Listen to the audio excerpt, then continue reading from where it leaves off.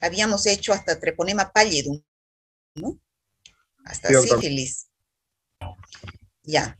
Hoy día vamos a avanzar otras dos bacterias, dos géneros de bacterias, que es el género clamidia. Generalmente estas bacterias están involucradas en infecciones de transmisión sexual, menos el Mycoplasma pneumoniae, que es el más importante productor de neumonía atípica. Entonces vamos a empezar, ya saben ustedes que desde el treponema ya no se tiñen por la tinción de Gram, sino que ya son bacterias, por ejemplo, en este caso, el género Mycoplasma no tiene pared celular, entonces no se tiñen con la tinción de Gram. Hay que buscar otra metodología para poderlas observar. Entonces, son procariotas también, pero sin pared celular. Algunos géneros son saprófitos, es decir, que viven libres en la naturaleza. Otros son comensales, es decir, son parte de nuestra microbiota. Y solo estos se consideran patógenos. El Mycoplasma pneumoniae, que es el que produce infecciones respiratorias, ya dijimos que es el más importante productor de neumonía atípica. El Mycoplasma hominis y Ureaplasma urealyticum, que son los que producen infecciones urogenitales, ¿ya? Entonces, estos son los microorganismos que producen infecciones urogenitales. Vamos a empezar a ver el Mycoplasma pneumoniae. El Mycoplasma pneumoniae debe su acción patógena a que se adhieren a las células del huésped a las cuales infectan. Y a eso se debe su infecciosidad, o sea, su acción infecciosa, ¿ya? Y la acción patógena, la lesión que producen estas bacterias, se debe por acción directa sobre estas células. Entonces, una vez que se adhieren, producen peróxido de hidrógeno y amoníaco en contacto con estas células epiteliales. ¿Qué enfermedades produce este Mycoplasma pneumoniae? Como les decía anteriormente, y debido a su nombre, el Mycoplasma pneumoniae produce la patología más importante, que es la neumonía atípica. Ustedes han dado examen hoy de neumonías. Saben que existen dos tipos de neumonía típica y atípica. La típica es la que presenta la triada típica de la neumonía como clínica, que es la tos con expectoración, fiebre y dolor en punta de costado. En cambio, la neumonía atípica presenta tos, pero tos seca, sin expectoración. Y una de las principales bacterias productoras de neumonía atípica justamente es el Mycoplasma pneumoniae. Y de neumonía típica es ¿cuál es? Streptococcus pneumoniae, doctor. Muy bien, Streptococcus pneumoniae, que es el más importante productor de neumonía típica y de la comunidad, ¿ya? Entonces, ¿por qué se llama neumonía atípica? Justamente porque no es típica, no se produce expectoración. Entonces, falta signos de exploración física y presencia de hallazgos radiológicos. O sea, no va a haber expectoración, por lo tanto, no va a haber leucocitosis y en el hemograma, ¿no? Va a haber leucocitosis y no responde a la penicilina. ¿Qué quiere decir? Como no tiene pared celular la bacteria, no se puede dar penicilina porque los beta-lactámicos actúan sobre la pared celular. Eso que les quede bien clarito. Ahora, su periodo de incubación es de 1 a 3 semanas. Después de haber ingresado por vía aérea, es a través de la vía aérea que ingresa al huésped susceptible y la fuente de infección son las gotitas de saliva, el paciente presenta fiebre, cefalalgia, malestar, faringitis y tos persistente, ¿ya? Entonces, tos persistente, pero tos seca. Generalmente esta enfermedad es crónica, es decir, de larga duración y es benigna, ¿ya? Entonces, el principal causante de neumonía atípica es el Mycoplasma pneumoniae, pero también produce otras infecciones a nivel del aparato respiratorio como faringitis, bronquitis, cuadros semejantes a la gripe y algunas formas febriles sin una localización determinada. Y también puede producir cuadros fuera del aparato respiratorio, como otitis media o externa, puede producir anemias hemolíticas y erupciones cutáneas.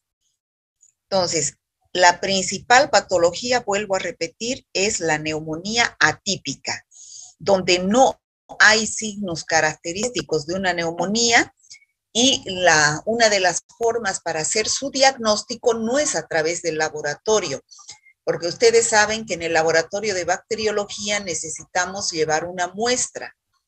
¿Cuál va a ser la muestra para una neumonía? ¿Esputo? Esputo. ¿Y en este caso habrá esputo? No, porque es atípico. No, eso, porque es tos seca, ¿no es cierto? Entonces, es tos seca, no hay esputo. Por eso es que tenemos que ver.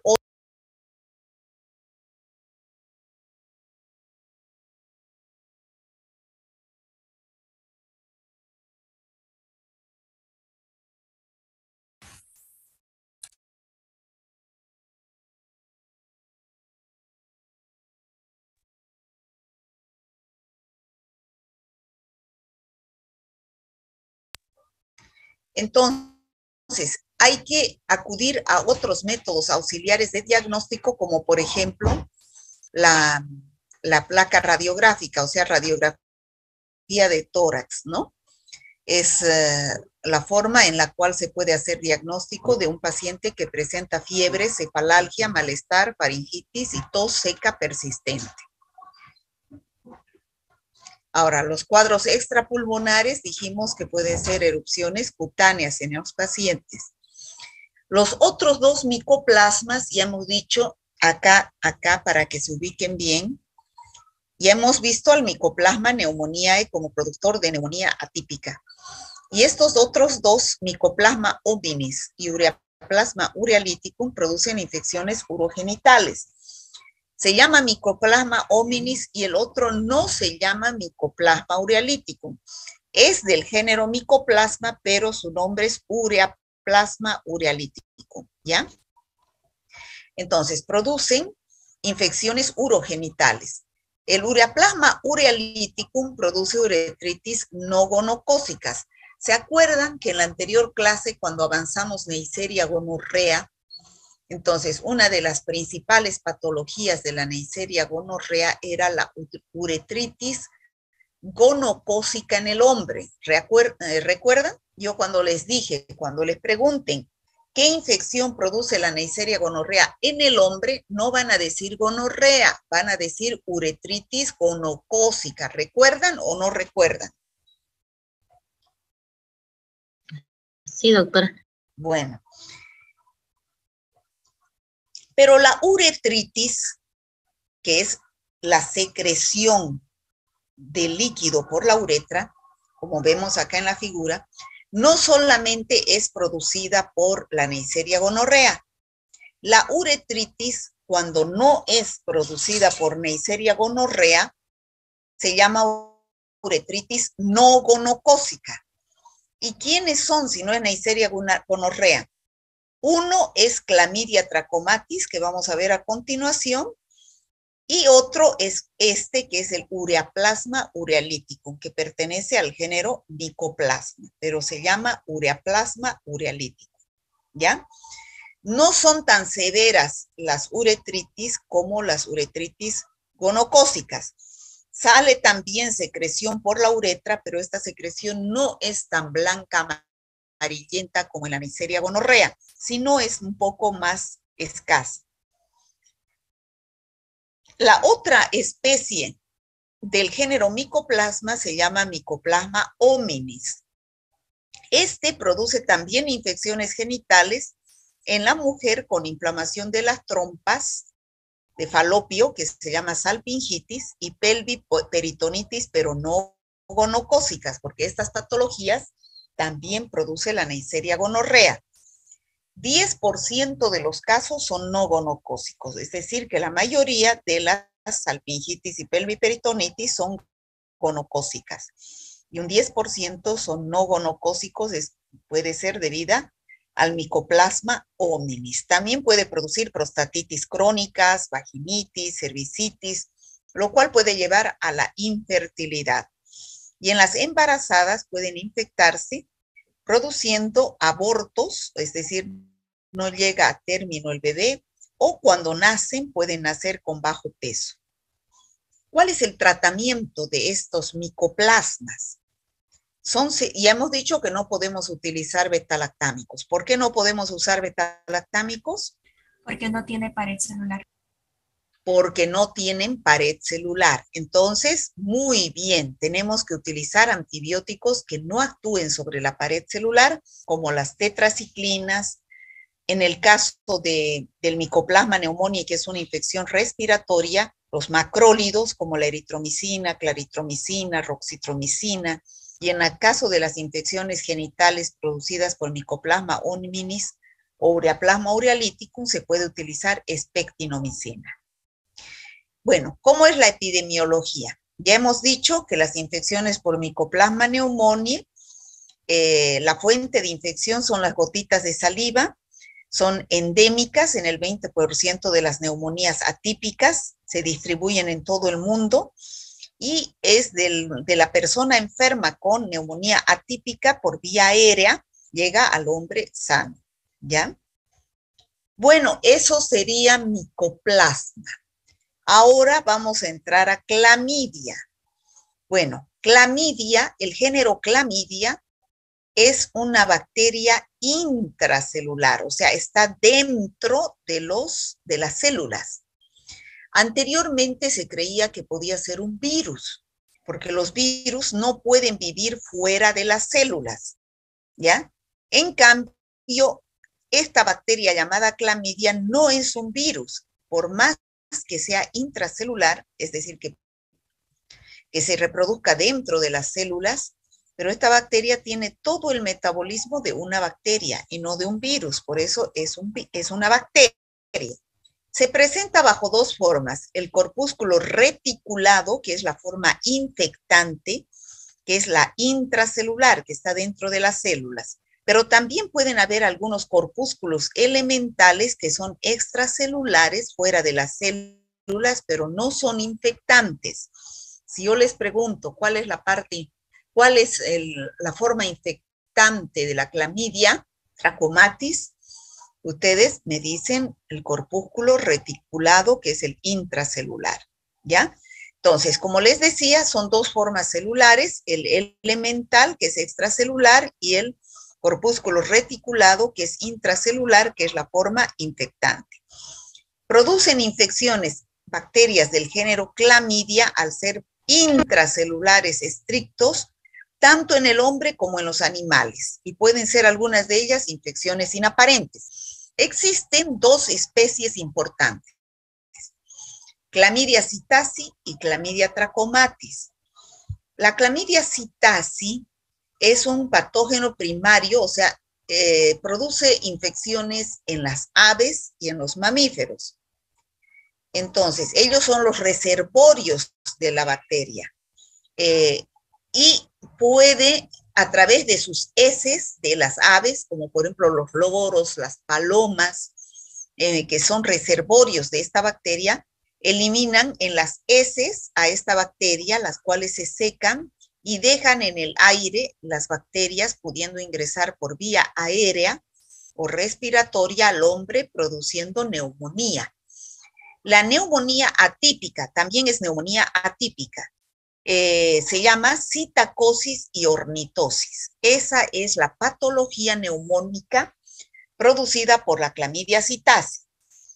La Clamidia trachomatis es la más importante. Es un patógeno solamente del hombre. Aquí no participan las aves, como en el caso de la Clamidia psittaci. Y pueden producir infecciones en los ojos, en los genitales, en los recién nacidos, en los pulmones. ¿Por qué? Porque existen varios serotipos de Clamidia trachomatis, ¿ya? 15 serotipos existen de Clamidia trachomatis, que se nombran con las letras del alfabeto de la A, B, C, D, E, F, G, H, I, J, K, hasta la L1, L2 y L3, ¿ya? Al haber 15 serotipos diferentes, es que pueden producir infecciones en los ojos, en los neonatos y en los genitales. ¿Cuáles son las que producen infecciones en los ojos? Los serotipos A, B y C. En los adultos producen una infección llamada tracoma, de ahí su nombre de Clamidia trachomatis. ¿Qué es el tracoma? Es una queratoconjuntivitis crónica contagiosa, es decir, es una infección de la córnea y de la conjuntiva del ojo, que se presenta generalmente en los lugares donde hay poca higiene, no hay agua para lavarse las manos, entonces se infecta el ojo y puede llevar a la ceguera a las personas. Los serotipos de la D a la K producen otra infección en el ojo llamada conjuntivitis de inclusión del adulto. Esta es una conjuntivitis, o sea, infección de la conjuntiva del ojo, ¿no? ¿Y cuál es la fuente de infección? Pueden ser las secreciones genitales, es decir, un paciente que esté con clamidia trachomatis en los genitales, se agarra genitales y después se agarra los ojos y puede darle conjuntivitis de inclusión del adulto. Luego tenemos otros serotipos que producen infecciones neonatales, es decir, en los recién nacidos. Igual que la Neisseria gonorrea, esta es la conjuntivitis neonatal. ¿Qué quiere decir? Que la madre que está con cervicitis gonocócica, no cervicitis gonocócica, cervicitis no gonocócica, entonces en el cuello de útero está la bacteria y el recién nacido al pasar por el canal del parto se pone en contacto con sus ojitos y puede darle conjuntivitis neonatal. A los pocos días la bacteria se va hacia los pulmones y produce neumonía intersticial y bilateral del lactante, que es consecutivo a una conjuntivitis. A las 2 o 3 semanas de nacer se presenta una tos persistente. Las infecciones genitales son otros serotipos que producen la uretritis no gonocócica. Como les dije anteriormente, la uretritis es secreción que sale por la uretra, eso les tiene que quedar claro. Pero la uretritis puede ser gonocócica y no gonocócica. La gonocócica es la más frecuente y la más grave, producida por Neisseria gonorrea. Y la no gonocócica puede ser producida por Clamidia trachomatis o por, ¿cuál era la otra bacteria? Ureaplasma urealítico. Muy bien, Ureaplasma urealítico, ¿no? Esa es la uretritis no gonocócica. Y la cervicitis no gonocócica también puede ser producida por esta bacteria, por eso es que tienen en común generalmente las mismas patologías, ¿ya? Otra enfermedad producida por estos serotipos L1, L2 y L3 es el linfogranuloma venéreo. ¿Qué es el linfogranuloma venéreo? A ver, aquí creo que tengo el linfogranuloma venéreo, un momentito. Este es el linfogranuloma venéreo. Son unas inflamación de los ganglios cervicales, fíjense cómo se inflaman los ganglios, perdón, no cervicales, inguinales, se inflaman los ganglios y después revientan al exterior, saliendo material purulento, pero de los ganglios, no de la uretra ni de la vagina. Eso es el linfogranuloma venéreo, producido por los serotipos L1, L2 y L3. Donde aparece, como ya vimos, una pápula que se convierte en una úlcera indolora con una adenitis, que es las adenopatías inguinales, inflamación de los ganglios, y por último, se convierte en un absceso que se revienta al exterior. Ese es el linfogranuloma venéreo. Aquí tenemos la conjuntivitis, aquí tenemos la uretritis no gonocócica, este es el tracoma, infección de la córnea, y de la conjuntiva del ojo, fíjense que puede llevar a la ceguera. ¿Ya? Esta es la conjuntivitis. La uretritis no gonocócica, sale líquido cero purulento, pero no es tan abundante ni tan amarillento como en el caso de la Neisseria gonorrea.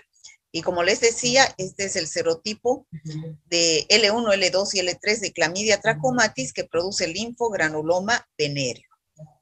Y aquí tenemos el linfogranuloma venéreo con las adenopatías inguinales y que después revientan hacia el exterior. La conjuntivitis por clamidia. Tracoma. Esta es la conjuntivitis de inclusión del adulto. El tracoma. Esta es la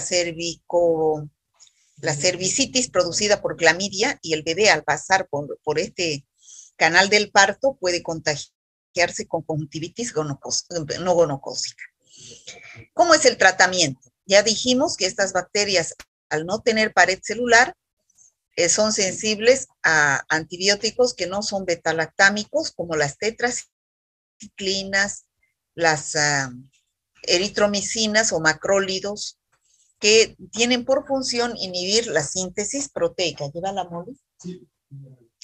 Produciendo infecciones genitales y oculares. En ese caso se va a dar tetraciclina, y ya saben ustedes que en todas el tratamiento de estas infecciones de transmisión sexual se realiza a la pareja y a los contactos, no solamente a la persona que tiene la clínica, ¿no? Sino también a su pareja, por más que no tenga clínica, y a los contactos también que tuviera, ¿no?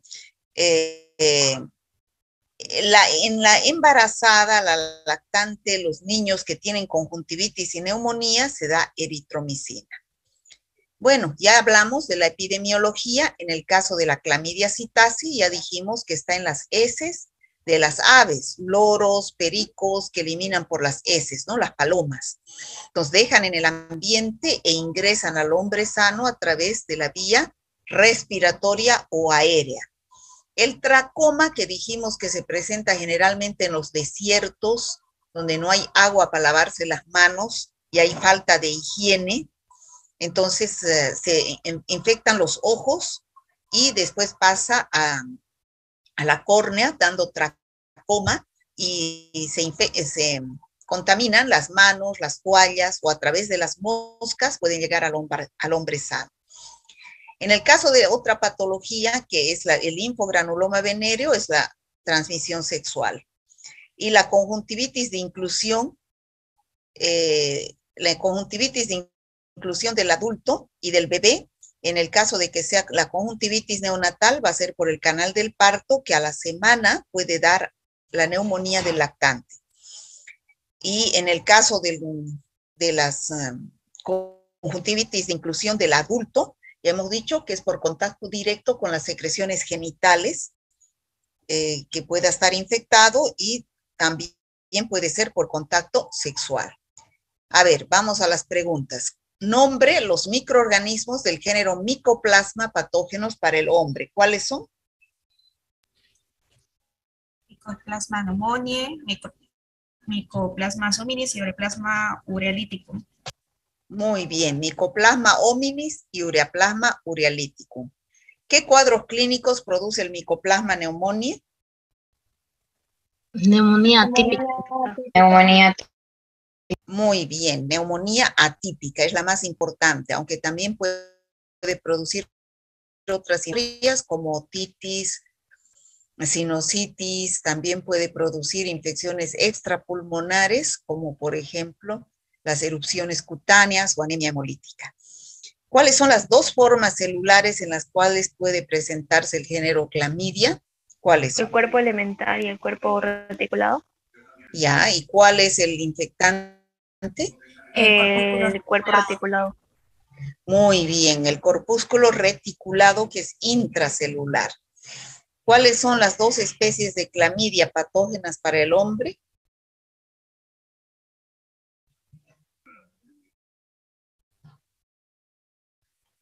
Chicos. Clamidia psittaci y clamidia trachomatis. Muy bien, clamidia psittaci y clamidia trachomatis. ¿Cuáles son las infecciones oculares que produce la clamidia trachomatis? En el El adulto. tracoma, el conjuntivitis de inclusión del adulto y la ceguera infecciosa. Muy bien. Conjuntivitis de inclusión del adulto y el tracoma. ¿Y en los neonatos? Conjuntivitis neonatal. Conjuntivitis La neonatal y conjuntivitis neumonía neonatal intersticial. y la neumonía. ¿Y en los genitales qué infecciones produce? Uretritis neumocócica, cervicis y el granuloma venérea. Muy bien. Uretritis y cervicitis no gonocócica y los serotipos L1, L2 y L3 ¿qué producen? Linfogranuloma venérea. El linfogranuloma venéreo, ¿no? ¿Cuál es la vía de transmisión del linfogranuloma venéreo? Vía sexual. Sexual, eminentemente sexual. ¿En qué condiciones se presentan infecciones como el tracoma?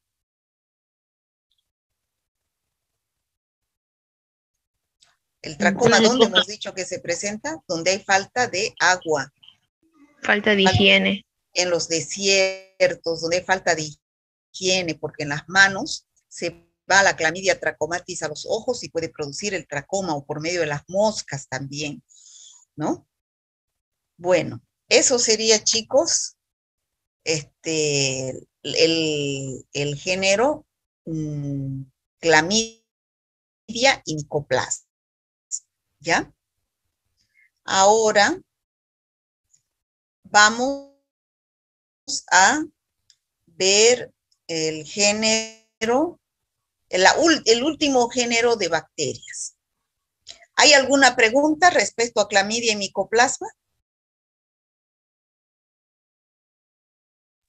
Por mi parte no, doctora, todo claro. Muy bien. Bueno, entonces ahora vamos a ver el último género de las últimas bacterias, que son el género Mycobacterium. ¿Ya? Para que la próxima semana, ya no es la próxima semana, ya hay receso. Entonces, de aquí a 15 días entramos al género, bueno, a los virus, ¿no?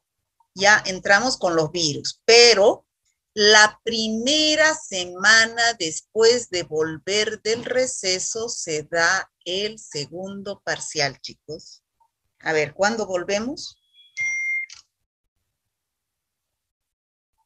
El 14 de agosto, creo, doctora. A ver, Volvemos vamos 13 a de ver. agosto. El 13 de agosto acaba la vacación y 14 ya estamos lunes en clase. Volvemos el 15, doctora. El 15 de 15 agosto. es lunes. Sí, 15. El 22, anótense, el 22 ustedes dan su segundo parcial, anótense.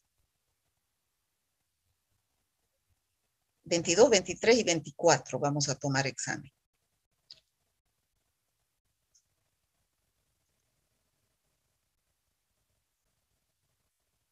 ¿Ya? ¿Se han anotado? No quiero que me digan tenemos otro examen, que el doctor Méndez, que el doctor Machado, que el doctor fulano que está tomando, no quiero saber. Yo en mi horario de clase tomo mi examen. No quiero que nadie postergue ni nada. Les estoy diciendo con un mes de anticipación. Doctora, disculpe, y si tuviéramos una extensión en esa fecha. No sé, yo tengo que tomar exámenes. Es en mi horario de clase. Las extensiones se hacen fines de semana generalmente. ¿No? Es que en Parásito tenemos la extensión con el doctor Cuellar del 18 de agosto, creo que son 5 días. ¿Y por qué no van en las vacaciones? El doctor pone la fecha. Pero por eso, van a dar el 23. Si es el 18, van a ir martes, miércoles, el 23 es el examen. Domingo es 22, el 23 es su examen, lunes 23.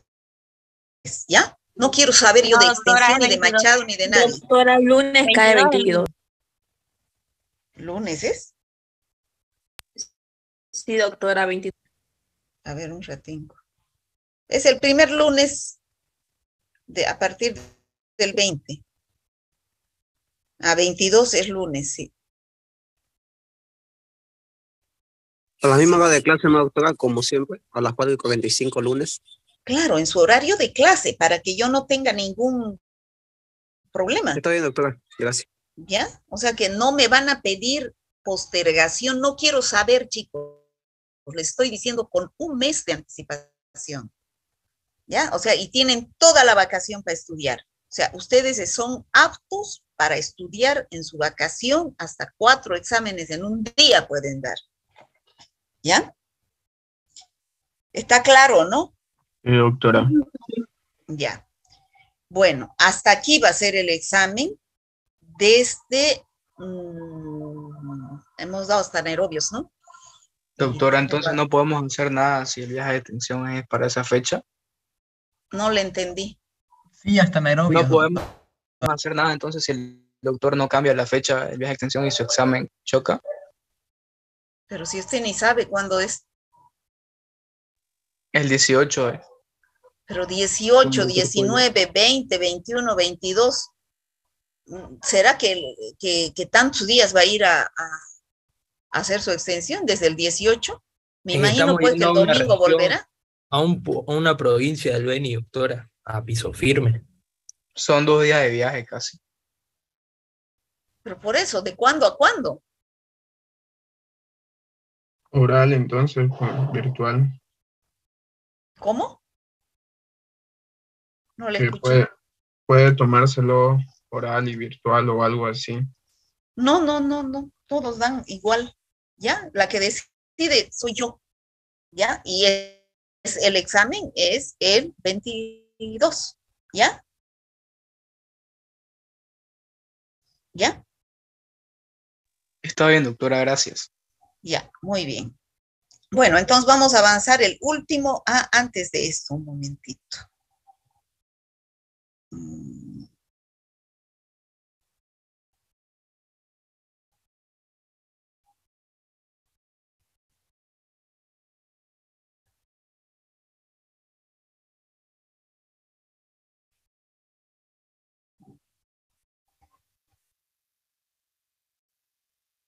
Para que les quede claro lo de la uretritis. ¿Qué es la uretritis? Bueno, la uretritis es un síndrome que tiene diferentes síntomas y signos, como por ejemplo la disuria, el exudado o la dispareunia.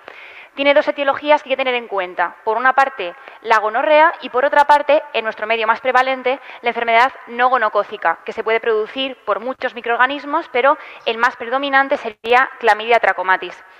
Este diagnóstico diferencial realmente en la clínica es muy difícil, entonces empleamos el término de síndrome de uretritis aguda, pero no se especifica el tipo generalmente. En cuanto a la etiología, muy diferenciada, la gonocócica se produce por Neisseria gonorrea y la no gonocócica, como he dicho antes, se puede producir por muchos microorganismos, como por ejemplo puede ser ureaplasma, micoplasma, pero hay que quedarse que el más predominante es Chlamydia trachomatis.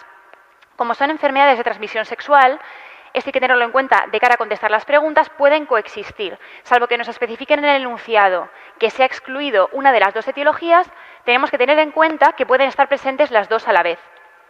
En cuanto a la epidemiología, la gonorrea predomina en países en desarrollo, en clases sociales más bajas, y la no gonocócica es la causa más frecuente en nuestro medio, que son los países desarrollados.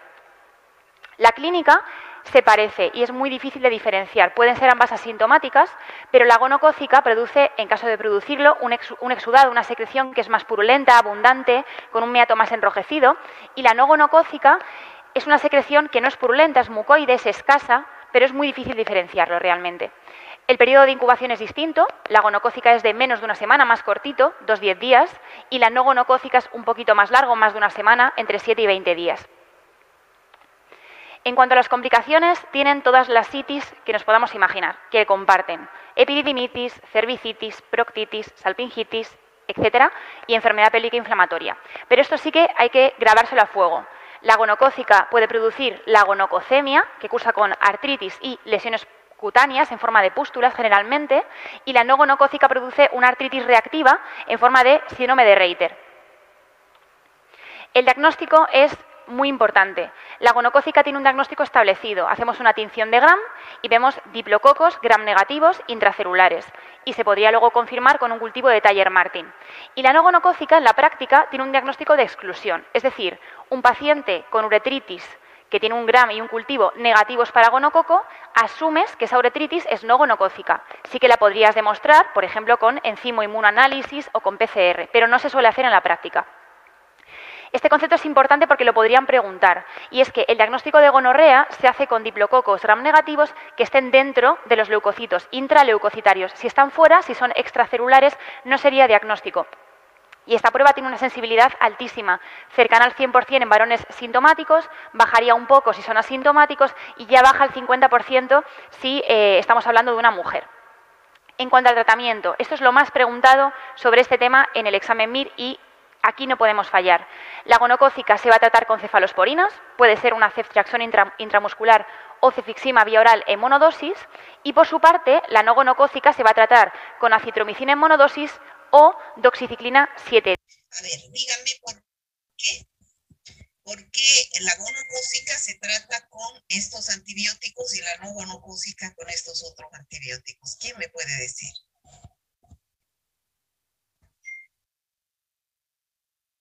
Por la pared celular, doctora.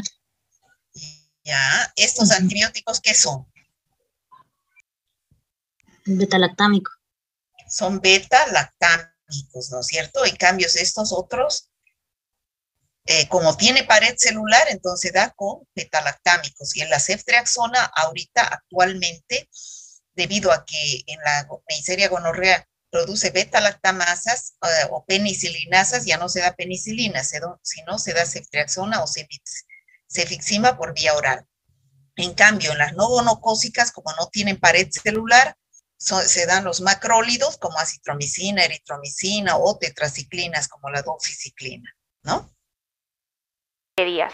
El problema es que, como he dicho, es muy difícil hacer el diagnóstico diferencial entre una u otra, con lo cual, salvo que especifiquen en el enunciado que se ha excluido una de ellas, por lo general se hace un tratamiento empírico que cubra ambas. Se da ceftriaxona o cefixima junto con doxiciclina o acitromicina. Como son enfermedades de transmisión sexual, habría que tratar a la pareja sexual y, por lo general, no hace falta hacer cultivos post-tratamiento. En esa tabla resumo un poco todo lo que he dicho, por si alguno quiere pausar el vídeo para repasarlo antes de ver las preguntas. Empezamos por una pregunta sencilla, hablando de un hombre de 25 años que tiene uretritis. Y en esta uretritis no hemos podido descartar que sea por Neisseria gonorrea, con lo cual no puedes saber si es por gonococo o es una uretritis no gonocócica. En la primera opción nos hablan de doxiciclina. Esto cubriría a la uretritis no gonocócica, pero no cubre al gonococo, con lo cual es incompleta. Segunda opción, la ceftriaxona, cubriría al gonococo, pero no cubre a la uretritis no gonocócica, con lo cual también es incompleta. Tercera opción, el ciprofloxacino, no pinta mucho aquí. Y la quinta opción, la penicilina benzatina, es el tratamiento de la sífilis, tampoco pinta mucho aquí.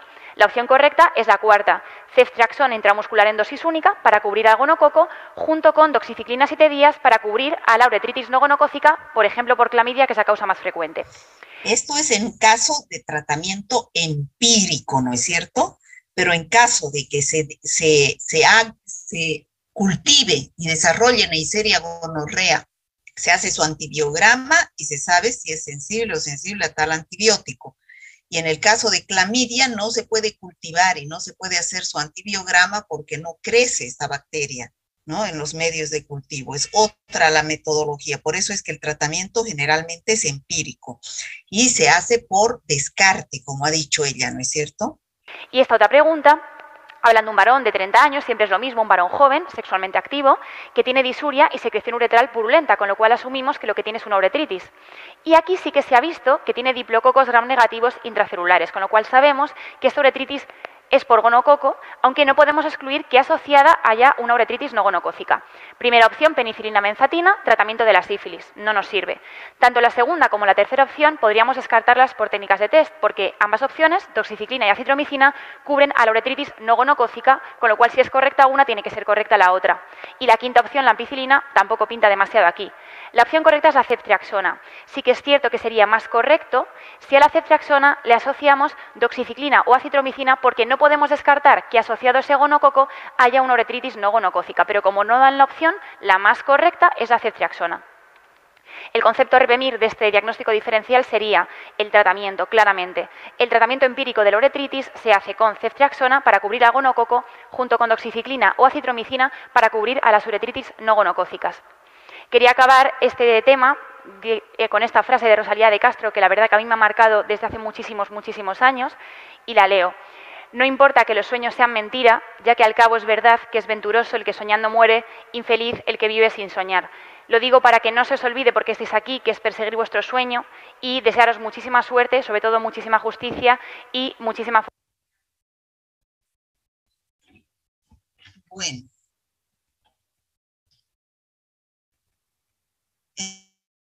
Entonces ya ha quedado claro, ¿no es cierto? Chicos, Sí, doctor. Sí, doctora. y no gonocócica, ya saben, para la gonocócica ceftriaxona en monodosis, quiere decir una sola dosis.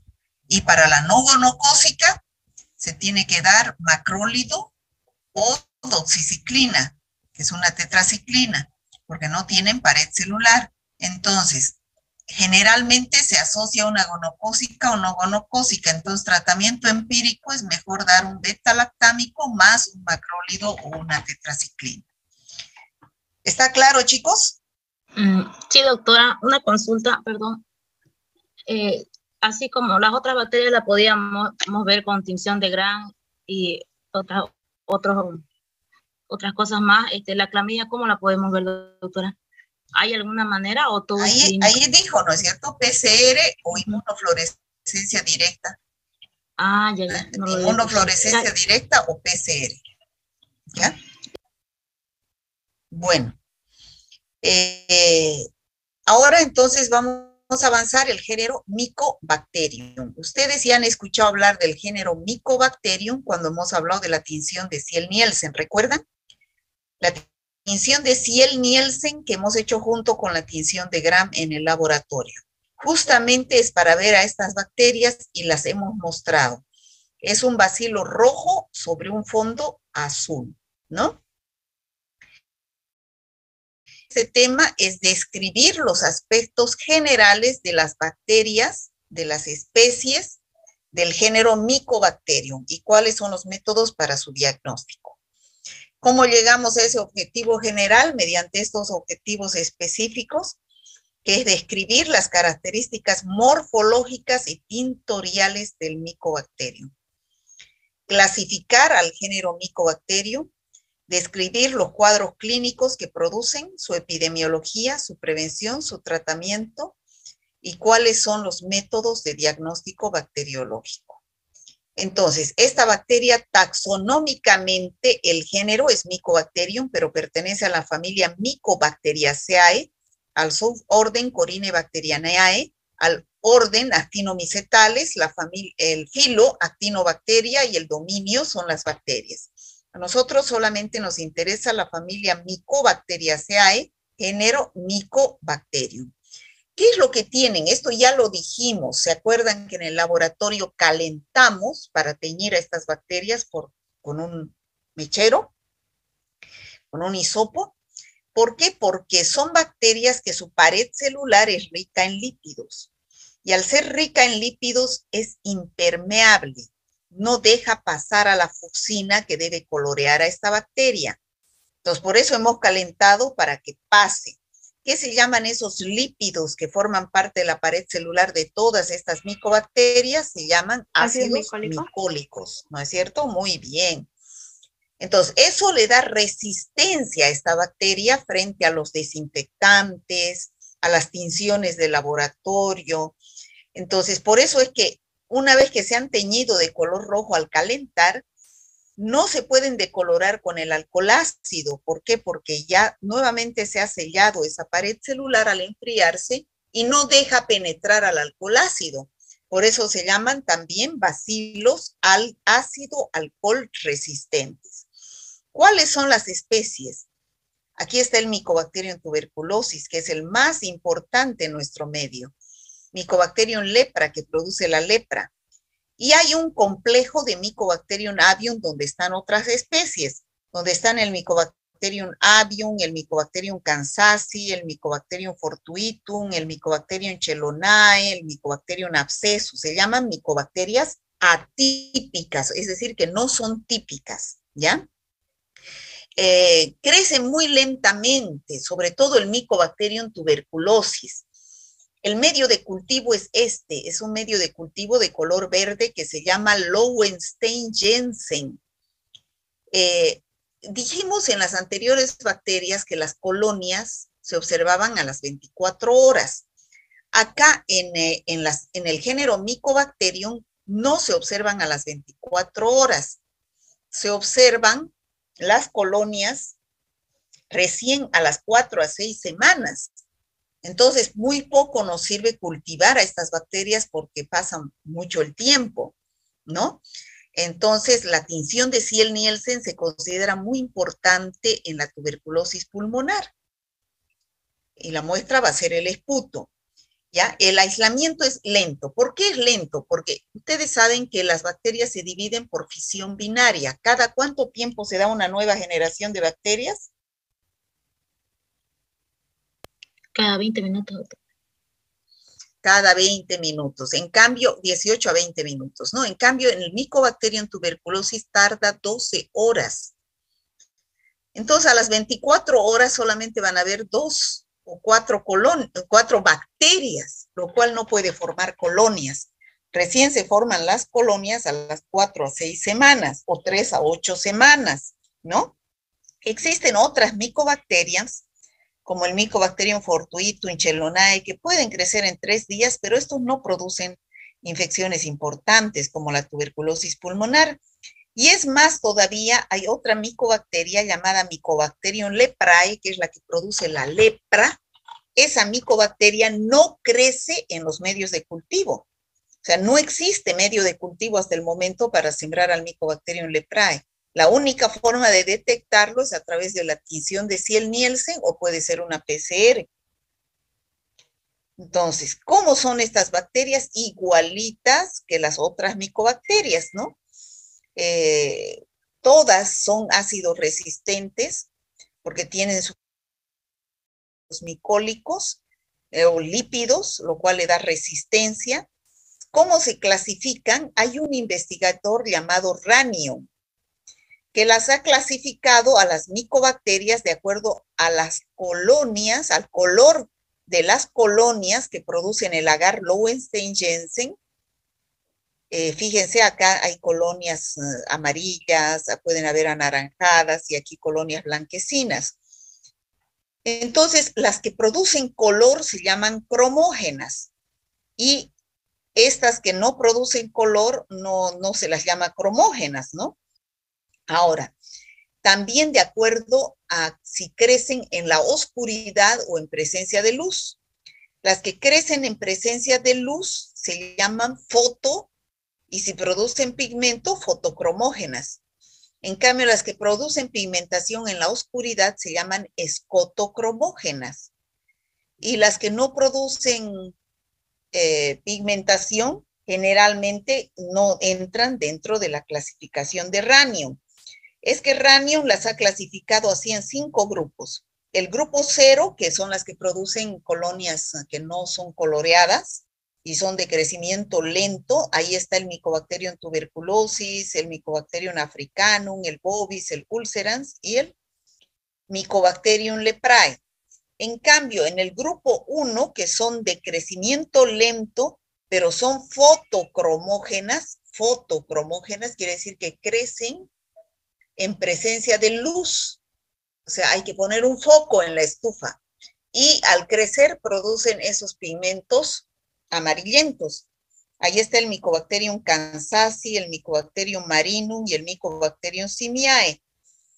El grupo 2, que es de crecimiento lento, son los escotocromógenos, que es el Mycobacterium scrofolaceum, el Mycobacterium sulgai, el gordonae, el flavescens, el xenopi. O sea, estos crecen, producen pigmento, pero en la oscuridad, o sea, en una estufa sin luz.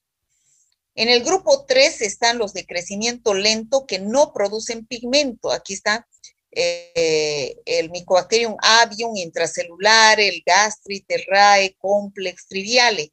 Y los que crecen a los 3 días, que son generalmente micobacterias ambientales, tenemos al Mycobacterium fortuitum, chelonae, phileis, smegmatis y vaccae, ¿no? Estas son las micobacterias más importantes, pero nosotros solamente vamos a estudiar 2. el Mycobacterium tuberculosis y el Mycobacterium leprae. Y vamos a ver también las micobacterias atípicas. El Mycobacterium tuberculosis, como ustedes pueden ver, se detecta mediante la tinción más importante, que es la tinción de Ziel-Nielsen, que se observan los bacilos rojos sobre un fondo azul, llamada también baciloscopía. Entonces, son bacilos aerobios, por eso es que producen la tuberculosis, les encanta el oxígeno, son ácidos resistentes y su pared celular es rica en lípidos. ¿A qué deben su virulencia? A que estas bacterias, como vemos acá en la figura, son fagocitadas por los macrófagos. Nuestras defensas son los macrófagos, ¿no? Pero esta bacteria se sigue multiplicando dentro del macrófago y al final el macrófago infectado se destruye y quedan dentro y se liberan gran cantidad de micobacterias que se han duplicado dentro del macrófago. Vamos a ver al Mycobacterium tuberculosis, ¿no? ¿Cuál es la enfermedad más importante que produce es la tuberculosis pulmonar? Ustedes saben, es bien famosa la tuberculosis en nuestro país porque es uno de los países de Latinoamérica que más altos índices tiene, ¿no? La fuente de infección son las gotitas de saliva que elimina el paciente enfermo o portador, deja en el ambiente e ingresa al huésped sano a su aparato respiratorio, al huésped sano. Entonces, es frecuente la tuberculosis pulmonar en los países, como vemos acá, que son pobres, como el África, el Asia, y en Bolivia, en Latinoamérica, Haití, Perú y Bolivia son los países pobres. Se presenta en más riesgo en lugares donde las condiciones socioeconómicas son bajas, ¿no? Por el nivel de transmisión. Y el hombre es su único reservorio, no existe tuberculosis en animales, ¿no? La transmisión es por medio de los aerosoles. Bueno, la enfermedad más importante del Mycobacterium tuberculosis es la tuberculosis pulmonar, que se localiza en los pulmones.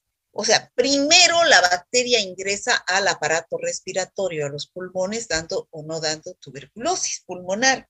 De ahí se puede diseminar a otros órganos, como los riñones, dando tuberculosis renal, o puede irse hacia los intestinos, dando tuberculosis intestinal, o si no, puede irse a los vasos, o también puede irse a la piel, dando tuberculosis cutánea, a los huesos, tuberculosis ósea.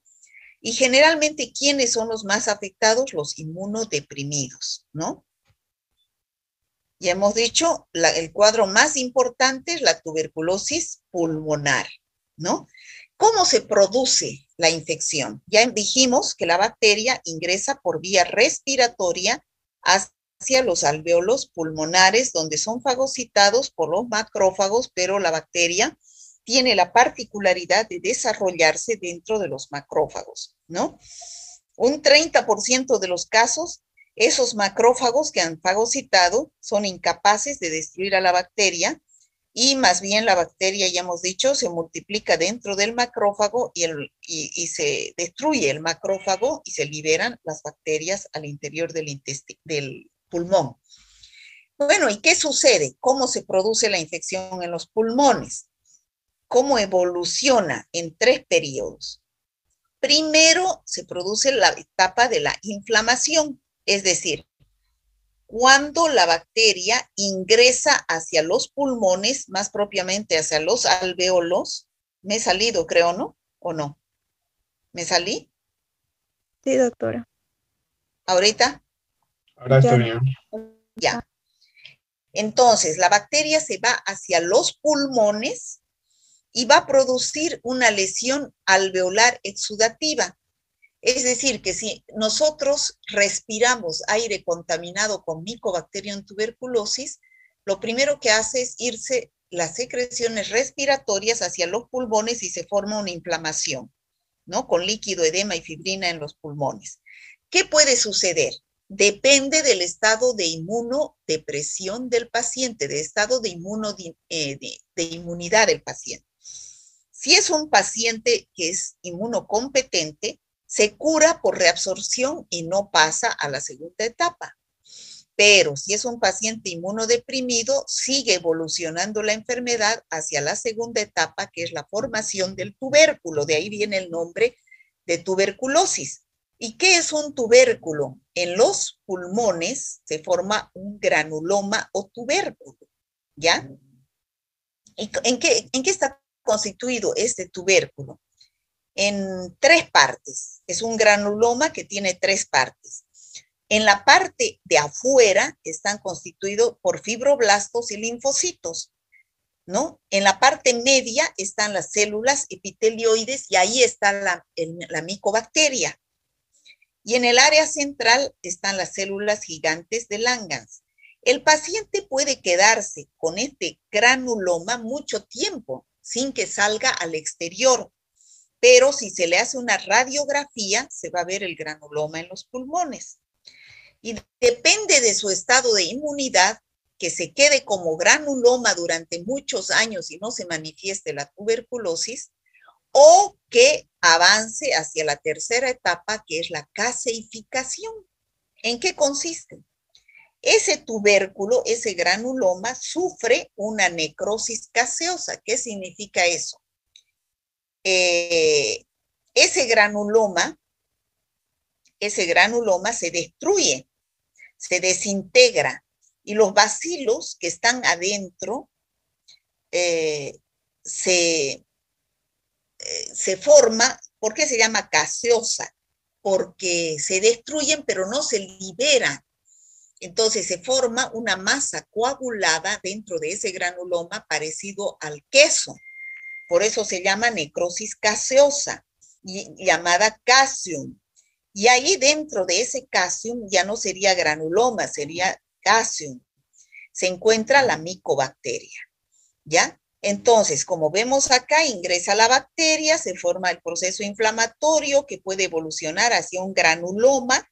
Después ese granuloma sufre una necrosis caseosa y se forma el casium. Así puede estar la bacteria durante muchos años sin liberarse y sin producir tuberculosis. Mucho depende de su estado de inmunidad. Pero esa lesión caseosa que está en los pulmones, como les decía, puede condensarse y encapsularse de tejido fibroso. Y ahí queda durante muchos años sin manifestarse la tuberculosis. Pero también puede suceder que la parte central de ese casium se licúe, y puede suceder 2 cosas. Se vuelve líquido ese casium, ese parecido al queso, se vuelve líquido, y ahí adentro está la micobacteria. Si se licúa, puede ser que no drene, es decir, no salga al exterior, se condensa y se encapsula de tejido fibroso. Pero si empieza a salir hacia el exterior, es decir, drena, todo ese líquido sale hacia afuera de los pulmones, quedando ese casium, esa masa vacía. Y a eso se llaman las cavernas. Y entonces ahí está la micobacteria, ingresa oxígeno y la bacteria empieza a multiplicarse, y ahí empieza a manifestarse la tuberculosis pulmonar. ¿En qué consiste la tuberculosis pulmonar? En que el paciente va a tener síntomas locales o síntomas generales. Síntomas locales quiere decir en el aparato respiratorio, que va a tener tos y expectoración mucopurulenta o purulenta. Generalmente el paciente con tuberculosis tiene tos y expectora purulento, o sea, con pus y a veces hasta con hilitos de sangre. A eso se llama hemoptisis. Tiene disnea y dolor torácico. Y acompañado de síntomas generales, que puede ser hiporexia o anorexia, es decir, no tiene ganas de comer o disminuye sus ganas de comer, astenia, desganado, pérdida de peso, empieza a perder peso, tiene fiebre y diaforesis nocturna y un malestar general, ¿no? Este es un paciente típico con tuberculosis pulmonar, pero eso ya sucede cuando ha pasado por las 3 etapas e inclusive ha llegado a la formación de las cavernas. ¿Me dejo entender, chicos? Sí, doctora. Sí, doctora. ¿Hay alguna duda hasta este momento?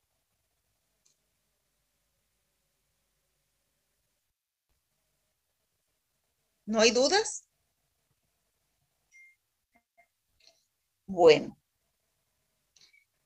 Entonces aparece la tuberculosis pulmonar primaria y de ahí se manifiesta con todos esos signos y síntomas que dijimos, y en algunos pacientes puede irse hacia otros órganos y producirse la tuberculosis cutánea, la meningitis tuberculosa, la tuberculosis osteoarticular, en lugar, o sea, dependiendo de a dónde infecte, ¿no?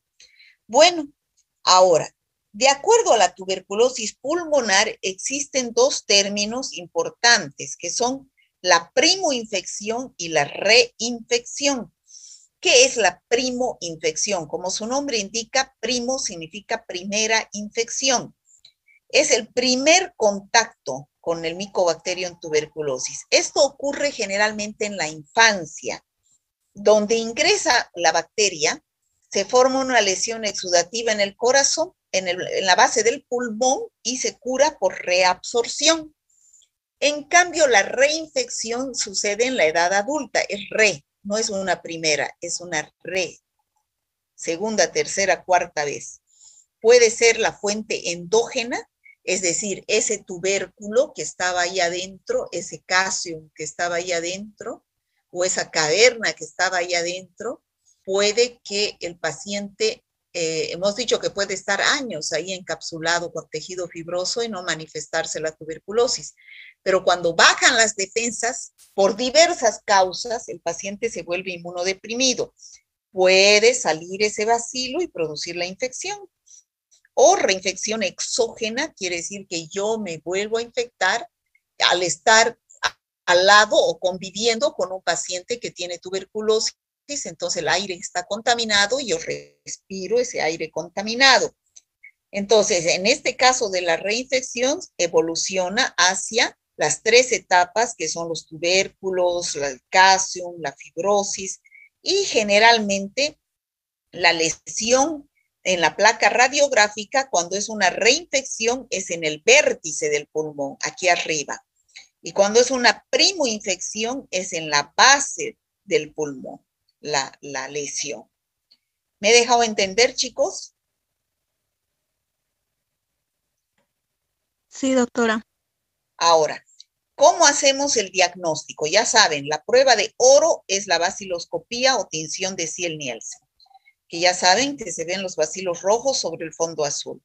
También se puede pedir una prueba cutánea llamada la prueba de la tuberculina o llamada prueba de la PPD, derivado proteico purificado. Ahorita vamos a ver en qué consiste. Se ve la tinción de Ziel-Nielsen y el cultivo en el medio de Lowenstein-Jensen. También existe la prueba de la PCR, que es la reacción en cadena de la polimerasa. Esta es la prueba de la tuberculina. Actualmente ya no se la realiza mucho, solamente en los niños. ¿Por qué? Porque los niños no expectoran, no tienen los síntomas típicos de una tuberculosis pulmonar del adulto. Entonces, la única forma de detectar de que viva es epidemiológicamente, si es preguntándole si vive con pacientes que tienen tuberculosis pulmonar, o haciendo esta prueba de la tuberculina llamada también prueba de la PPD, que significa derivado proteico purificado. Se compra donde venden reactivos y con una jeringa de insulina se inocula en la parte del antebrazo. Se espera 48 horas. ¿Y qué es lo que estamos inyectando? Es antígeno de Mycobacterium tuberculosis. Entonces, si el paciente ha tenido contacto con el Mycobacterium tuberculosis, ha tenido que formar anticuerpos. Entonces, si nosotros estamos inyectando antígeno, se une con el anticuerpo del paciente y se forma esta zona indurada que se mide el halo, si mide de más de 5 milímetros, es una prueba positiva, ¿no? Quiere decir que el paciente ha estado en contacto reciente con el Mycobacterium tuberculosis, pero esta prueba no se la utiliza en los adultos. En los niños se puede usar, pero tampoco es de muy buena calidad. La vaciloscopía, ya hemos dicho que al paciente hay que tomarle 3 muestras, porque no todo el tiempo el bacilo se elimina por el esputo. La eliminación es intermitente, quiere decir, hoy día puede que elimine y mañana no. Entonces, si el día que yo no elimino la bacteria me toman la muestra y solo es una, va a ser un resultado falso negativo. Por eso se dice, el Programa Nacional de Tuberculosis dice que se tome 3 muestras, aunque actualmente creo que se toman 2 solamente. La primera, en el momento que va donde el médico, esté o no esté en ayunas, le dice vaya, pida al laboratorio un frasco y elimine el esputo. La segunda, al día siguiente en su casa, enjuagándose bien la boca y eliminando el esputo a un frasco.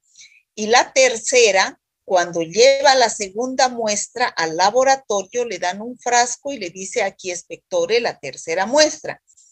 ¿Cuál de estas muestras es la mejor, chicos? ¿Dónde va a haber mayor cantidad de bacilos?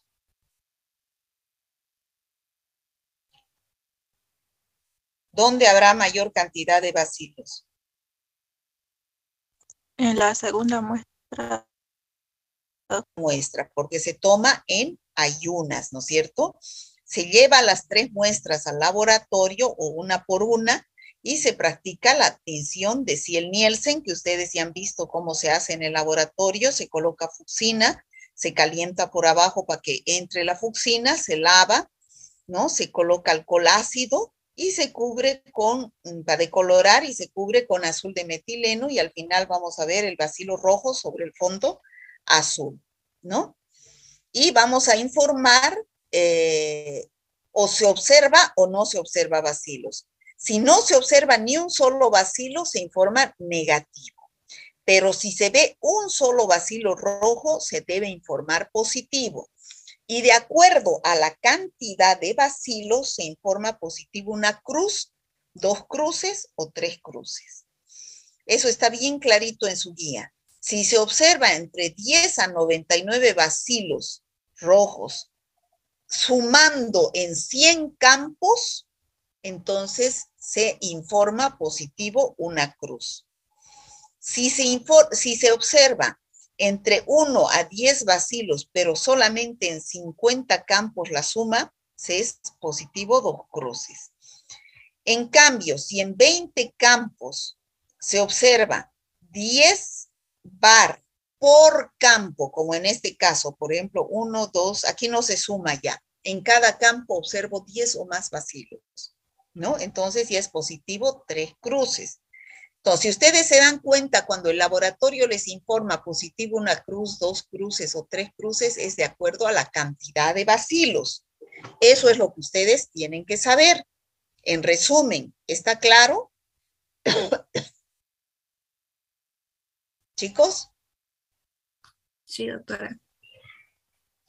Este es el medio de cultivo, que es el medio de Lowenstein-Jensen, donde crecen las colonias, pero ya hemos dicho 6 a 8 semanas, hay que esperar el crecimiento porque la fisión binaria se produce cada 12 horas. El tratamiento, ya ustedes saben que es con antituberculostáticos, o sea, tratamiento con antibióticos que solamente son para las micobacterias. ¿Cuáles son? La isoniazida, el etambutol, la piracinamida, la rifampicina durante 2 meses, y isoniazida y rifampicina durante 4 a 6 meses. Ese es el esquema nacional de tratamiento contra la tuberculosis, ¿ya? De primera línea y de segunda línea. Si es que se vuelve resistente a estos antibióticos antituberculostáticos, se da estos de segunda línea. Bueno, la prevención. Si en una casa tengo un paciente con micobacterias, con tuberculosis, entonces a los que viven tengo que hacer inmunoprofilaxis con isoniazida solamente durante 9 meses y rifampicina 4 meses, o rifampicina y piracinamida durante 2 meses. Debo hacer vigilancia activa de la enfermedad. Ustedes saben que cuando hay uno en la casa que da positivo, seguro que hay varios que están también positivos. ¿Cómo hago la profilaxis? O sea, la prevención de la tuberculosis. No solamente la tuberculosis pulmonar, sino también la tuberculosis generalizada o meningia. Todos tenemos al primer mes de vida, nos ponen la BCG. ¿Qué es la BCG? Bacilo de Calmette-Guerin, ¿ya? Es una cepa atenuada de Mycobacterium bovis que nos ponen a todos en el brazo. Todos tenemos una marquita de haber sido vacunados con la BCG, pero esta vacuna no previene tuberculosis pulmonar. No previene tuberculosis pulmonar la BCG. La BCG previene tuberculosis meningia en los niños o tuberculosis miliar, que es generalizada. ¿Está claro, chicos? Chicos. Sí, doctora. Ya. ¿Cómo es la prevención? Además, no nos sirve este barbijo que usamos, el barbijo común. Tenemos que usar el barbijo N95 porque es una bacteria muy pequeñita que ingresa por los poros de este barbijo. Entonces, cuando ustedes vayan a hacer sus prácticas en el San Juan de Dios, que es la sala de neumología, usen este barbijo N95. Bueno, eso sería Mycobacterium tuberculosis. ¿Alguna duda de Mycobacterium tuberculosis?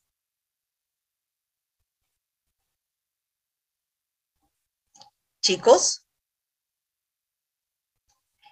Ya. Vamos a entrar entonces ahora al Mycobacterium lepra, que es el que produce la lepra. Todos conocen, han debido escuchar hablar de la lepra, que es una infección a nivel de la piel, pero no solamente la piel, si ustedes ven, se caen los dedos a pedazos, también de las mucosas, ¿ya? Sobre todo si es la lepra lepromatosa, que es la más grave, ¿ya? Cuando es lepra tuberculoide se forman solamente así estas lesiones. Pero además no solamente afecta la piel, sino también afecta el sistema nervioso. El paciente que sufre de lepra ha perdido sensibilidad. Se le pincha con una aguja y no siente absolutamente nada, ¿ya? ¿Quién descubrió a esta bacteria? El señor Hansen. Es un brasilero que en el año 1873 ha descubierto esta bacteria, por eso también se llama bacilo de Hansen, ¿ya? La fisiología y estructura es exactamente igual que la Mycobacterium tuberculosis. Su pared celular rica en lípidos, pero esta bacteria no se cultiva en Lowenstein-Jessen. Eso ya dijimos, no existe un medio de cultivo artificial para cultivar a esta bacteria. Solamente PCR o también puede ser la tinción de Ciel-Nielsen, ¿ya? Es una bacteria que su virulencia, ya dijimos, de todas estas micobacterias, crecen dentro de los macrófagos, ¿ya? ¿Y de qué depende que se presente la infección? De su estado inmunitario del paciente.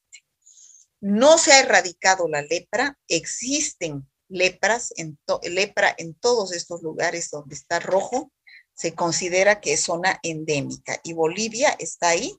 Es más, tenemos en Jorochito, ¿no es cierto? Tenemos el hospital dermatológico donde hay pacientes con lepra. Bueno, existen dos tipos de lepra. Lepra tuberculoide y lepra lepromatosa. La más grave de evolución maligna es la lepra lepromatosa. En cambio, la lepra tuberculoide es de evolución benigna. Fíjense, hay diferencia. La tuberculoide solamente aparece como máculas eritematosas en el borde e hipopigmentadas en el centro. ¿Ya? En cambio, acá aparecen máculas y pápulas y nódulos eritematosos. En ambos casos ha perdido la sensibilidad, hay afección al sistema nervioso, no siente el paciente, se le pincha con agujas, todo no siente. Y, ¿qué más? La infectividad en la lepra tuberculoide, ustedes no me van a decir lepra tuberculosa, por favor. Lepra tuberculoide se llama, ¿ya? No existen o existen muy pocos bacilos en estas lesiones, o sea que no podemos hacer muchas veces diagnóstico bacteriológico con tinción de Ciel-Nielsen. En cambio, acá sí hay más bacilos en esas lesiones. ¿Cómo yo hago el diagnóstico de lepra? La muestra puede ser un exudado de las lesiones, si es que es líquido, o también pueden ser en la mucosa nasal. Dice que podemos hacer un hisopado nasal en las personas que tengan lesiones de lepra cutáneas, o si no, también sacar un pedazo de biopsia del tejido y teñir con cinción de Ziel-Nielsen y vamos a observar los pares. El tratamiento de la lepra, de la tuberculoide, al ser más benigna, es solamente 6 meses con rifampicina y dapsona. En cambio, de la lepromatosa, al ser maligna, es 12 meses con rifampicina, dapsona, pero además clofamicina, ¿ya? La lepra es una enfermedad contagiosa, pero después de vivir mucho tiempo con una persona que tiene lepra, porque es de evolución larga, es una enfermedad crónica que dura años. Bueno, dijimos que las micobacterias más importantes eran Mycobacterium tuberculosis y Mycobacterium lepra. Hoy día vamos a ver también las micobacterias atípicas, es decir, que no son típicas, no son ni tuberculosis ni lepra. Y se llama el complejo avium, el complejo del Mycobacterium avium. ¿Qué producen estas bacterias del Mycobacterium avium? Aquí está el intracelulare, el Kansasi, el Scrofolacium, el Gordonae. Todas esas son micobacterias atípicas. Muchas veces el paciente está colonizado con estas bacterias y no presenta ningún síntoma. Otras veces puede llegar hacia los pulmones y pueden producir una infección parecida a la tuberculosis pulmonar, producida por Mycobacterium tuberculosis. O en otros casos, generalmente, es en los pacientes con SIDA, que se produce una enfermedad terminal en pacientes, una enfermedad oportunista, que se caracteriza por una infección que se manifiesta con adenopatías. ¿Ya? ¿Cómo es el diagnóstico? Ya dijimos, tinción de Ziel-Nielsen, bacilos rojos sobre el fondo azul y cultivo en el medio de Lowenstein-Jensen. El tratamiento es 6 a 9 meses con los antituberculostáticos, que son la isoniazida, etambutol, piracinamida y rifampicina. Hay que hacer quimioprofilaxis en una familia a los que no se han enfermado para evitar su enfermedad. 2 meses con rifampicina y piracinamida. Y aquí tenemos la inmunoprofilaxis, es con BCG, que es el bacilo de Calmette-Guerin.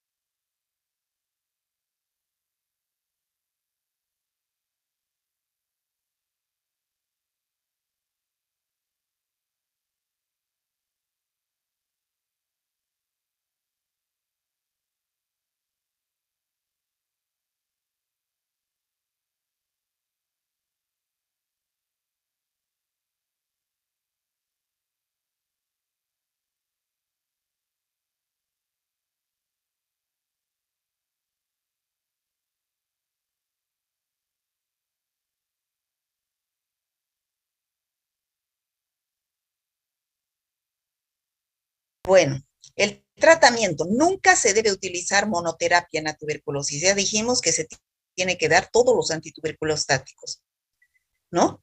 Rifampicina, etambutol, piracinamida, estreptomicina. ¿Por qué? Para evitar la resistencia cruzada, ¿no? Porque si no, los pacientes hacen resistencia y se convierten en MDR. ¿Qué son los MDR? Multidrogo resistente. ¿Qué quiere decir? Que se vuelve resistente a los antituberculostáticos. Entonces hay que pasar a unos de una segunda línea. Y a veces se vuelven pan resistentes, quiere decir resistente a todo. Entonces el paciente que es pan resistente solamente le espera la muerte, ¿no es cierto? Por tuberculosis. Pero si un paciente es sensible a los antituberculostáticos, fácilmente en un mes ya están limpios los pulmones. Ahora, ¿cómo hacemos el control de la enfermedad? Debido a que 1/3 de la población mundial está infectada por Mycobacterium tuberculosis, la eliminación de la enfermedad es poco probable, o sea, hay mucha tuberculosis en nuestro medio, ¿no? Hay que hacer vigilancia activa. En nuestro país funciona el programa de tuberculosis, Programa Nacional de Tuberculosis, donde dan los medicamentos en forma gratuita, ¿no? Y se hace el seguimiento a los pacientes y a sus contactos. Bueno, eso sería todo, chicos, de bacteriología. ¿Tienen alguna duda?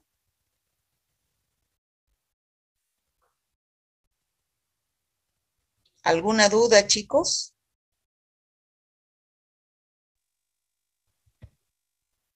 Chicos, ¿me están escuchando? Sí, doctora. ¿Hay alguna duda de bacteriología, de micobacterias? No, doctora, lo explicó muy bien.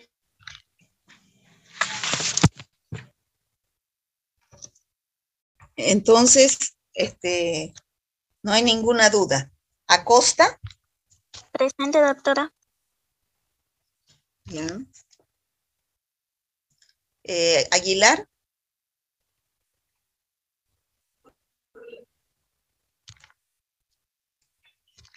¿No está Aguilar?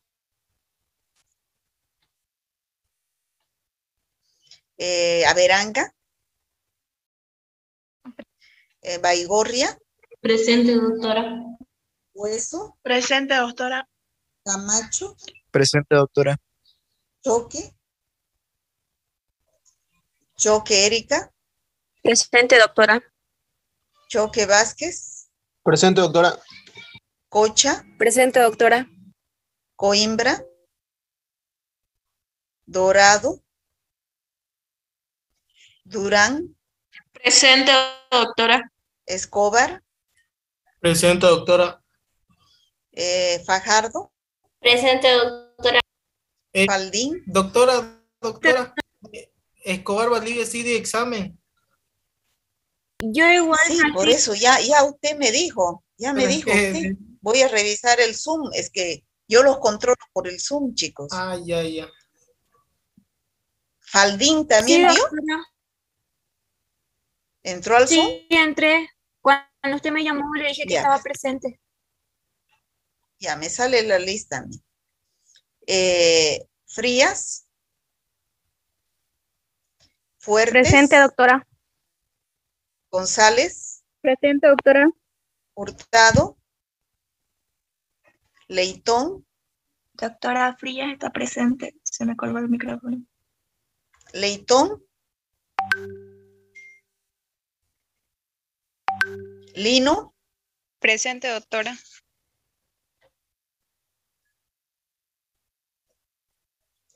Leitón no está, ¿no? Lino está, ¿no? Sí, presente. Ya. Maisman. Presente, doctora. Mamani. Presente, doctora. Masai. Presente, doctora.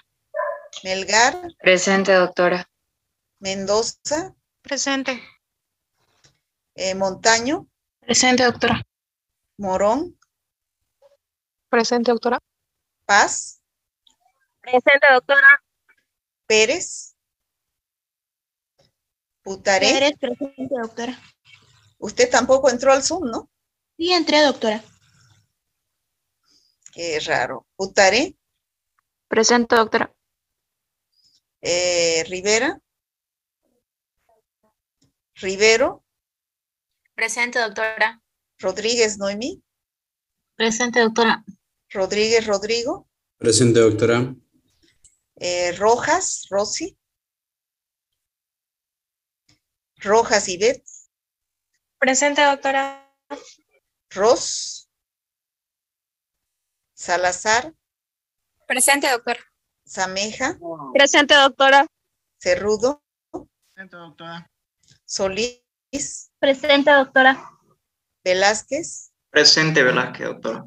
Zurita. Presente. Ya. Pueden salirse los del C1, chicos, ya Doctora, saben que funciona el examen... Coimbra, Jessica, no funciona el micrófono, no funciona hace rato. Ay, chicos, me hacen volver. Si saben que voy a llamar lista, ¿por qué son así? Bueno, ya saben, el examen es el 22, ¿no? Aponte Morales. Campos. Presente, doctora. Carreño. Cerezo. Presente, doctora. Césari. Presente, doctora. Coca. Presente, doctora. Condori. Presente, doctora. Díaz. Presente, doctora. Esquivel. Presente, doctora. González. Presente, doctora. Grájeda. Presente, doctora. Lagos. Presente, doctora. Lanza. Presente, doctora. Lurquín. Presente, doctora. Mamani Griselda. Presente, doctora. Mamani Katia. Presente, doctora. Mamani Marisol. Presente, doctora. Monasterio Diego. Presente, doctora. Muiva. Paredes. Paulino. Presente, doctora Paulino. Pérez Keila. Presente, doctora. Rivera Marieli. Rosales Alejandra. Presente, doctora. Ruiz Natalia. Zaire. Sebastián. Presente, Tacaraya. doctora. Presente. Sebastián. Tacaraya. Presente, doctora. Vargas Barreto. Presente, doctora. Vargas Delgadillo. Presente, doctora. Vidal Mario. Vidal Mario, presente. Villegas Rodrigo. Presente, doctora. Villegas Choquevilca. Presente, doctora. Virués. Zamora. Presente, Samuel. Ya. Se pueden salir los del C2. Amaru. Presente, doctora. Ansieta. Presente, doctora. Antesana. Presente, doctora. Arias. Presente. Blas. Presente, doctora Blas. Caballero. Kawasiri. Presente, doctora. Calvo Valverde. Presente, doctora. Cari. Condori Bautista. Presente, doctora. Condori Martínez. Presente. Coro Torres. Presente, doctora. Estrada Gutiérrez. Flores Obando. Presente, doctora. Galvis Flores. Presente, doctora. Herbas Rivera. Presente, doctora. Heredia Sebastián. Presente, doctora. Hinojosa. Huasco. Presente, doctora. López Jennifer. Presente, doctora. López Abril. Presente, doctora. Mayón Livia. Presente. Márquez Mara. Presente, doctora. Merlo. Presente, doctora. Micerda. Presente, doctora. Muñoz. Presente. Padilla Devani. Palacios. Pérez. Presente, doctora. Ramírez. Presente, doctora. Rodríguez Adriana. Rodríguez Haider. Presente, doctora. Rojas Medrano. Presente, doctora. Oiga, Rodríguez Haider, usted estaba en el Zoom, ¿no? Sí, yo estaba. ¿Y por qué entró? No, sino que ese es sobre el examen, ¿no? Pero usted no tenía que dar examen. Usted es del grupo C3. Es que me había confundido, doctora, por eso pregunté. No, se ha hecho al confundido, ¿no? No, sí, en serio. ¿Verdad, doctora? Romero Bien. Lizárraga. Presente, doctora. Romero Oyucra. Presente, doctora. Solís Garavito. Presente, doctora. Zoraide. Presente, doctora. Suárez Machaca. Presente, doctora. Tancara. Presente, doctora. Suárez también estaba queriendo entrar. ¿No? Yo, doctora Suárez Fabricio, estoy Sí, presente. también usted estaba queriendo entrar al Zoom, ¿no? Sí, también me equivoqué, creí que la había adelantado la clase. Doctora, va a disculpar. Valentín Tancara. Presente, Varón. doctora. Varón. presente. Presente, varón. Besa. Presente, doctora. Ya. Bueno, chicos, entonces les deseo una feliz vacación. Ah, no, pues todavía nos vemos Doctora. mañana. Doctora, disculpe, mi computadora no daba el audio y ahorita me volví a conectar por mi celular. No me lo anotó en la lista Rojas Medina del C1, por favor. Doctora, también Coimbra Jessica. Me hacen volver, chicos. Y yo estoy ya en la oscuridad aquí porque... Rojas Medina, Rojas sería... Doctora, va a disculpar.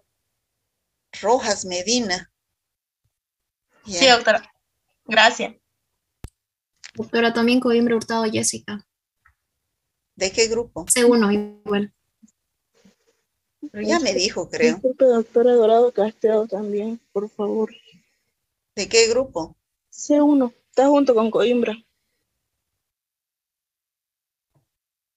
¿Y por qué recién está entrando? No, es que no, estaba mal mi señal, doctora, va a disculpar. Entonces no asistió a la clase, ¿no? No asistí, es que tuve que cambiar de internet, estaba con Wi-Fi, cambié a mis datos nomás. Ya. Bueno, chicos, hasta luego. Hasta luego, doctora. Gracias. Muchas gracias, doctora. Hola, doctora.